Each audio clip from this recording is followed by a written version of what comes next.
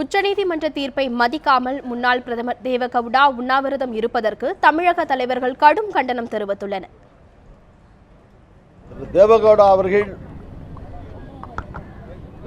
அதிர்ஷ்டவசமாகவோ துரதிர்ஷ்டவசமாகவோ இந்த நாட்டினுடைய பிரதமராக இருந்து பணியாற்றக்கூடிய சூழ்நிலையில் இருந்தவர். ஒரு முன்னாள் பிரதமர் என்கிற வகையில் அவர் உச்சநீதிமன்றத்தினுடைய தீர்ப்புக்கு புறம்பாக ஒரு முன்னாள் பிரதமர் உண்ணாவிரதம் உட்கார்ந்திருப்பது முற்றிலும் ஜனநாயகத்திற்கும் சட்டத்திற்கும் புறம்பான செயலாகும்.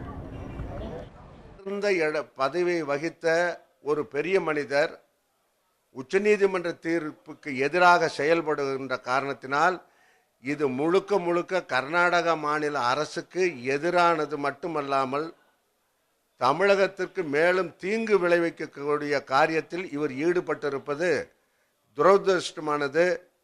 இதை கண்டிக்கத்தக்கது. அவர் அரசியலமைப்பு சட்டத்தை முழுமையாக தெரிந்தவர். தன்னுடைய சொந்த சுயநலத்திற்காக இன்றைக்கு உச்சநீதிமன்றத்தினுடைய தீர்ப்பை மதிக்காமல் அதற்கு எதிராக உண்ணாவிரதம் இருக்கிறார் என்று சொன்னால் இது கண்டிக்கத்தக்கது. அவரே அதை புரிந்து கொள்ளாமல் இந்த நாட்டை தவறான வழியில் நடத்துகிறார் என்று சொன்னால் இந்திய இறையாண்மைக்கு விட்டிருக்கிற சவால் என்றுதான் இதை புரிந்து கொள்ள வேண்டும்.